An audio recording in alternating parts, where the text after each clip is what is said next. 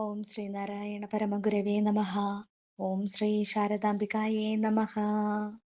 ഭഗവാൻ ശ്രീനാരായണ ഗുരുദേവ സ്വാമിതൃപാദങ്ങളുടെ പാദപത്മങ്ങളിൽ അനന്തകോടി പ്രണാമം. അമ്മ ശ്രീ ശാരദാംബയുടെ തിരുമുൻപിലും പ്രണാമം. ശ്രീ ഗുരുവും ശ്രീ ശാരദയും എന്ന നമ്മുടെ പഠന ഗ്രൂപ്പിലെ അഡ്മിൻ പ്രവർത്തകരെ, ഈ ഗ്രൂപ്പിലെ ഏറെ പ്രിയപ്പെട്ട പഠിതാക്കളെ,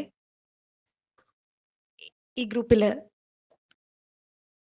പഠന ക്ലാസ്സിൽ പങ്കെടുക്കുന്ന പ്രിയപ്പെട്ട കുഞ്ഞുമക്കളെ, എല്ലാവർക്കും എൻ്റെ നമസ്കാരം. കർക്കിടക മാസം ചതയം മുതൽ ചിങ്ങമാസം ചതയം വരെയുള്ള ഒരു തീർത്ഥാടന സമയത്തിലൂടെയാണ് നാം കടന്നു പോകുന്നത്. ഇന്ന് എന്നിൽ നിക്ഷിപ്തമായിരിക്കുന്നതും ഇതേ കർത്തവ്യം തന്നെയാണ്. അപ്പോൾ ഒന്നാം ദിനമായ ഇന്ന് ഗുരുവിൻ്റെ ജനനവുമായി ബന്ധപ്പെട്ടിട്ടുള്ള ചില കാര്യങ്ങളാണ് ഞാൻ നിങ്ങളുമായി പങ്കുവയ്ക്കുവാൻ ആഗ്രഹിക്കുന്നത്. ഞാൻ എൻ്റെ കർത്തവ്യത്തിലേക്ക് പ്രവേശിക്കട്ടെ. നമുക്കറിയാലോ, ഭഗവാന്റെ ജനനം എന്ന് പറയുന്നത് വളരെ പ്രത്യേകതയുള്ളൊരു ജനനമാണ്. ഭഗവാന്റെ ആ ജനനം, ആ ജനനത്തിന് ശേഷമാണ്, അല്ലെങ്കിൽ ആ അവതാരത്തിന് ശേഷമാണ് ഈ ഭ്രാന്താലയമായി കിടന്നിരുന്ന കേരളത്തിനെ ദേവാലയമാക്കി നമുക്ക് മാറ്റിയെടുക്കാൻ സാധിച്ചിരുന്നത്. അല്ലെങ്കിൽ ശവമയമായി കിടന്നിരുന്ന സമൂഹത്തിനെ ശിവമയമാക്കി മാറ്റുവാൻ കഴിഞ്ഞത് നാരായണ ഗുരുവിന്റെ അവതാരത്തോടു കൂടിയാണ്. അപ്പോൾ ഈ അവതാരം കൈക്കൊള്ളുന്ന സമയത്തും ധാരാളം പ്രത്യേകതകൾ ഉണ്ടായിരുന്നു. അതായത് ഗുരുവിന്റെ ജനന സമയം എന്ന് പറയുന്നതും നിരവധി പ്രത്യേകതകൾ നിറഞ്ഞതായിരുന്നു. എന്തൊക്കെയാണ് ആ പ്രത്യേകതകൾ, ഏതൊക്കെയാണ് ആ യോഗങ്ങൾ, രാശികൾ എന്നൊക്കെ നമുക്കൊന്ന് അറിയാം. പലർക്കും അറിയാവുന്ന കാര്യമാണെങ്കിൽ പോലും പലപ്പോഴും ഇത് ചർച്ച ചെയ്യപ്പെടുമ്പോൾ നമുക്ക് ഉള്ളിൻ്റെ ഉള്ളിൽ ധാരാളം സന്തോഷം തോന്നുന്ന ചില കാര്യങ്ങളിലൊന്നാണ്, അല്ലേ? അപ്പോൾ ഗുരുവിന്റെ ജനനവുമായി ബന്ധപ്പെട്ട് നമുക്ക് മുന്നോട്ട് പോകാം. 1856 ആണ്ട് ആഗസ്റ്റ് മാസം 28 തീയതി, അതായത് കൃത്യമായി പറഞ്ഞാൽ മലയാള വർഷം 1032 ചിങ്ങമാസം 14 തീയതി ചതയം നക്ഷത്രത്തിലാണ് ഭഗവാൻ ചെമ്പഴന്തിയിൽ പൂജാതനാവുന്നത്. ചെമ്പഴന്തി എന്ന് പറഞ്ഞ സ്ഥലം നമുക്കറിയാം. തിരുവനന്തപുരത്താണ് ചെമ്പഴന്തി എന്ന് പറഞ്ഞിട്ടുള്ള മനോഹരമായ ഗ്രാമം സ്ഥിതി ചെയ്യുന്നത്. ഇവിടെ വയൽവാരത്ത് വീട്ടിലാണ് മാടനാശാന്റെയും കുട്ടിയമ്മയുടെയും മകനായി നാരായണ ഗുരു അഥവാ ശ്രീനാരായണ ഗുരുദേവ സ്വാമിതൃപാദങ്ങൾ പൂജാതനാകുന്നത്. അപ്പോൾ ഈ വയൽവാരം വീട് നാളുകൾക്ക് മുൻപേ പ്രശസ്തിയായിരുന്നു. അതായത് ഗുരു ജനിക്കുന്നതിന് മുൻപ് തന്നെ ഈ വയൽവാരം വീട് വളരെ പ്രശസ്തിയായിരുന്ന ഒരു തറവാടാണ്. അതെങ്ങനെയാണ് പ്രശസ്തിയായതെന്ന് നമുക്കൊന്ന് അറിയണ്ടേ? അതായത് ഈ വയൽവാരം വീടിനെ പ്രശസ്തിയുടെ കൊടിമുടിയിലേക്ക് എത്തിച്ചത് കൊച്ചനാശാൻ എന്ന പേരില് പ്രസിദ്ധനായ ഒരു പൂർവികൻ ഉണ്ടായിരുന്നു ആ തറവാട്ടില്. അദ്ദേഹത്തിന്റെ പ്രധാനപ്പെട്ട തൊഴിൽ എന്ന് പറയുന്നത് തിരുവനന്തപുരം, ചിറയൻകീഴ്, നെയ്യാറ്റിൻകര മുതലായ സ്ഥലങ്ങളിലെ പ്രമാണിമാരുടെ ഒക്കെ വീടുകളിൽ ചെന്നിട്ട് ഗ്രന്ഥങ്ങളും കരണങ്ങളും ഒക്കെ ഓലയിൽ പകർത്തുക. ഇതായിരുന്നു അദ്ദേഹത്തിന്റെ പ്രധാന ജോലി. അപ്പോൾ ഈ ഒരു ജോലി ചെയ്യുന്നത് കൊണ്ട് തന്നെ അദ്ദേഹത്തിന് എഴുത്തൻ കൊച്ചനാശാൻ എന്ന പേരിലും അറിയപ്പെട്ടിരുന്നു. അതുകൊണ്ട് തന്നെ ഒരുമാതിരിപ്പെട്ട എല്ലാ പ്രമാണിമാരുടെ ഇടയിലും ഇദ്ദേഹത്തിനൊരു സ്വാഗതമുണ്ടായിരുന്നു. അപ്പോൾ ഇദ്ദേഹത്തിന്റെ പേരിലും വയൽവാരം വീട് അവിടെ എന്താണ്, നേരത്തെ തന്നെ പ്രശസ്തി ആർജിച്ച ഒരു തറവാട് വീടായി ഉയർന്നു നിൽക്കുകയായിരുന്നു. അദ്ദേഹം ഏതാണ്ട് ഒരു 72 വയസ്സിലായപ്പോഴാണ്, അല്ലെങ്കിൽ 72 വയസ്സ് പൂർത്തിയായപ്പോഴാണ് അദ്ദേഹം മരണപ്പെടുന്നത്. നിത്യബ്രഹ്മചാരിയായിരുന്നു. അദ്ദേഹം മരണപ്പെട്ട് കൃത്യം 2 വർഷങ്ങൾക്ക് ശേഷമാണ് നാരായണ ഗുരുവിന്റെ ജനനം, ഭഗവാൻ ജനിക്കുന്നത്. അപ്പോൾ ഈ എഴുത്തൻ അല്ലെങ്കിൽ ഈ കൊച്ചനാശാന്റെ എന്താണ്, ഈ കൊച്ചനാശാൻ എന്ന പേരിലുള്ള ഈ അദ്ദേഹത്തിന്റെ ആ പൂർവികന്റെ രൂപസാദൃശ്യം ഗുരുവിനും ഉണ്ടായിരുന്നു എന്നാണ് പറയപ്പെടുന്നത്. കൊച്ചനാശാന്റെ സഹോദരിയുടെ മകളാണ് കുട്ടിയമ്മ. അപ്പോൾ ആ കുട്ടിയമ്മയുടെ മകനാണ് നമ്മുടെ ഭഗവാൻ എന്ന് പറയുന്നത്. അപ്പോൾ അവര് തമ്മിൽ രൂപസാദൃശ്യം ഉണ്ടായിരുന്നു. അതുകൊണ്ട് തന്നെ എപ്പോഴും ആ ഒരു കൊച്ചനാശാന്റെ ആ ഒരു ബ്രഹ്മചര്യത്തിനെ ചെറുപ്പം മുതൽ പാലിക്കുവാനായിട്ടൊക്കെ, അല്ലെങ്കിൽ അനുഷ്ഠിക്കുവാനായിട്ടൊക്കെ ഗുരുവിനൊരു പ്രത്യേക താല്പര്യം കാണപ്പെട്ടിരുന്നു. നമുക്കറിയാം, ഗുരുവിന്റെ മാതാപിതാക്കൾ എന്ന് പറയുന്നത് മാടനാശാനും കുട്ടിയമ്മയുമാണ്. അപ്പോൾ ആശാൻ എന്ന പേര് അദ്ദേഹത്തിന് ലഭിച്ചത്. അദ്ദേഹത്തിന് അധ്യാപക വൃത്തിയായിരുന്നു. അതും നമുക്കറിയാം. പണ്ടത്തെ കാലങ്ങളിൽ അധ്യാപക വൃത്തിയിൽ ഏർപ്പെടുന്ന ആളുകളെയാണ് ആശാൻ എന്ന പേരിൽ സംബോധന ചെയ്യുന്നത്. അപ്പോൾ അദ്ദേഹത്തിന്റെ ജോലി അധ്യാപക വൃത്തിയായിരുന്നു. പോരാത്തതിന് ആയുർവേദത്തിലും ജ്യോതിഷത്തിലും ഒക്കെ അദ്ദേഹത്തിന് നല്ല പ്രാവീണ്യവും ഉണ്ടായിരുന്നു.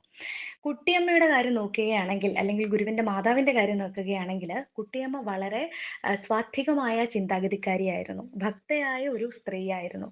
എപ്പോഴും അവര് മണക്കൽ ക്ഷേത്രം, ഈ വയൽവാരം വീടിനോട് ചേർന്നുള്ള ഒരു ക്ഷേത്രമാണ് മണക്കൽ ക്ഷേത്രം. നമ്മളത് പലപ്പോഴും മണക്കൽ ക്ഷേത്രത്തെ കുറിച്ചൊക്കെ ചർച്ച ചെയ്തിട്ടുള്ളതാണ്. അപ്പോൾ മണക്കൽ ക്ഷേത്രത്തില് എപ്പോഴും കുട്ടിയമ്മ പോവുകയും പ്രാർത്ഥിക്കുകയും ധ്യാനിക്കുകയും ഒക്കെ ചെയ്യുമായിരുന്നു. അപ്പോൾ ഒരു സ്വാത്വികമായൊരു സ്വഭാവ വിശുദ്ധിയായിരുന്നു കുട്ടിയമ്മയുടേത് എന്ന് പറയുന്നത്.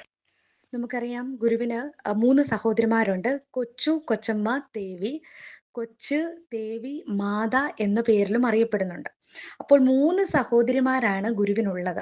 അപ്പോൾ ഈ 3 സഹോദരിമാര് കൂടാതെ അവർക്ക് നാലാമതൊരു കുഞ്ഞ്, അതാണ് നാരായണ ഗുരു എന്ന് പറയുന്നത്.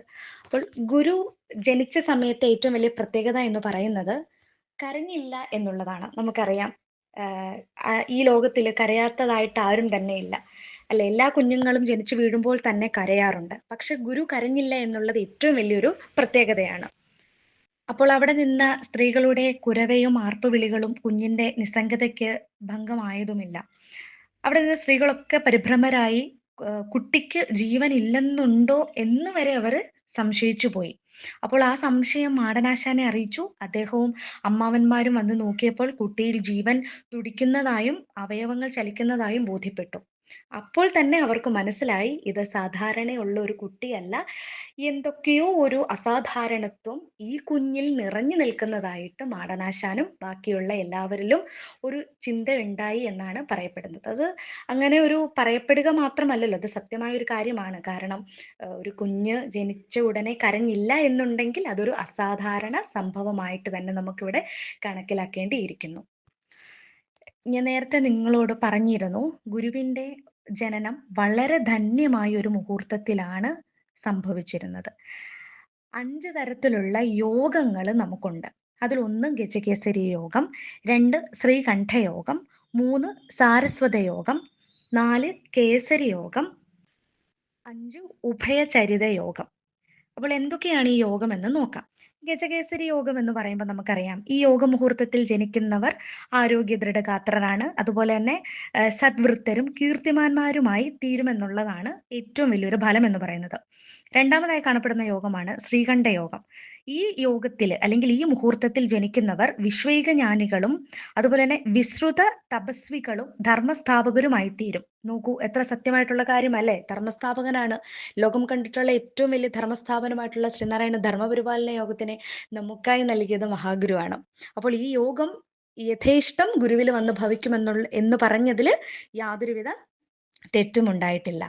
മൂന്നാമത്തെ യോഗം സാരസ്വത യോഗമാണ്.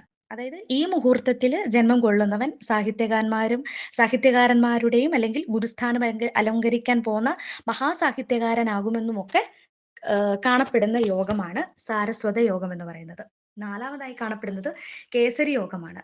കേസരി യോഗം എന്ന് പറയുന്നത് കളത്ര സ്ഥാനത്ത് കേസരി യോഗം കാണുന്നതിനാൽ വേളി നടക്കുകയില്ല. വേളി എന്ന് പറയുമ്പോൾ നമുക്കറിയാം, വിവാഹം അഥവാ കല്യാണം നടക്കുകയില്ല എന്നതാണ് ഫലം. നമുക്കറിയാലോ, ഗുരു നിത്യബ്രഹ്മചാരിയാണ്, വിവാഹം കഴിച്ചിട്ടില്ല. അതുകൊണ്ട് തന്നെ ആ യോഗം അവിടെ ഇങ്ങനെ നിലനിൽക്കുകയാണ്. അഞ്ചാമത്തെ യോഗം എന്ന് പറയുന്നത് ഉഭയചരിത യോഗമാണ്. എന്താണ് ഈ യോഗത്തിന്റെ ഫലം? അതൊരു പാട്ടിലൂടെ അല്ലെങ്കിൽ ഒരു ശ്ലോകത്തിലൂടെ നിങ്ങൾക്ക് ഞാൻ പറഞ്ഞു തരാം. ആയുസ്സും ആരോഗ്യവും ബുദ്ധിയും വിജ്ഞാനവും ആർജവം പടുത്വവും ഉത്സാഹം വിജയവും അമ്പരത്തോളം വളർന്നുള്ളൊരു സൽകീർത്തിയും അംബുജേക്ഷണനൊത്ത വീര്യവും വിളങ്ങിടും. അതായത് ഗുരുവിന്റെ ഈ ജനന സമയത്തെ ഈ സ്ഥിതി സവിശേഷതകളൊക്കെയും അംഗലക്ഷണങ്ങളും ഒക്കെയും ഒത്തുനോക്കി മാടനാശാന്റെ ഏറെ അടുത്തൊരു സുഹൃത്തായിരുന്ന ചെമ്പഴന്തി കണ്ണങ്കര വീട്ടിലെ മൂത്ത നാരായണ പിള്ള പ്രവചിച്ചതാണ് ഇപ്രകാരം. ലോകം മുഴുവനും പ്രഭ ചൊരിയുന്ന ഒരു മഹാന്റെ ജനനമാണിത്. കുറച്ചു നാളുകൾക്കുള്ളിൽ തന്നെ കുട്ടിയുടെ ആ ഒരു അസാധാരണത്വം മനസ്സിലാക്കാൻ ഈ കുടുംബത്തിലുള്ള എല്ലാവർക്കും, അതായത് മാടനാശാനും കുട്ടിയമ്മയ്ക്കും ഉൾപ്പെടെ മനസ്സിലായി. അപ്പോൾ ഉടൻ തന്നെ കുഞ്ഞിനെ കാണാൻ എത്തിയ മാടനാശാന്റെ അനിയനോട് മാടനാശാൻ ഇപ്രകാരം പറയുന്നുണ്ട്: എടാ ചിന്ന, നാണു നമ്മുടെ കുഞ്ഞാണെന്ന് നീ കരുതണ്ട. അവൻ ഇവിടെങ്ങും നിൽക്കുകയില്ല. എങ്കിലും അവനെ ഉദ്ദേശിച്ച് വീടിന്റെ പൂമുഖത്ത് ഒരു മുറി എന്നും വൃത്തിയായി സൂക്ഷിക്കണം. അപ്പൊ നമുക്കറിയാം എത്രത്തോളം ഉദ്ദേശശുദ്ധിയോടുകൂടിയാണ് ആ പിതാവ് അങ്ങനെ പറഞ്ഞതെന്ന്. കാരണം ആ കുഞ്ഞിന്റെ ജനന സമയം മുതൽ മഹാസമാധി വരെയുള്ള ഈ ഒരു ഏഹ്, സംഭവങ്ങൾ, ചരിത്ര സംഭവങ്ങൾ നമ്മളൊരു പഠന വിഷയമായി തിരഞ്ഞെടുക്കുമ്പോൾ നമുക്കവിടെ മനസ്സിലാകും ഗുരു എന്ന് പറയുന്നത് ഈ വെളിച്ചത്തിനെ പൂർണ്ണമായും നമ്മിലേക്ക് നൽകാൻ വന്ന ഒരാളാണെന്നുള്ളത്. ഈ അന്ധകാരത്തിനെ അകറ്റുവാൻ വേണ്ടി ഗുരു വന്നതാണിവിടെ. എല്ലാവർക്കും നന്ദി, നമസ്തേ. അടുത്ത ദിവസം നമുക്ക് അടുത്ത അധ്യായവുമായി കാണാം.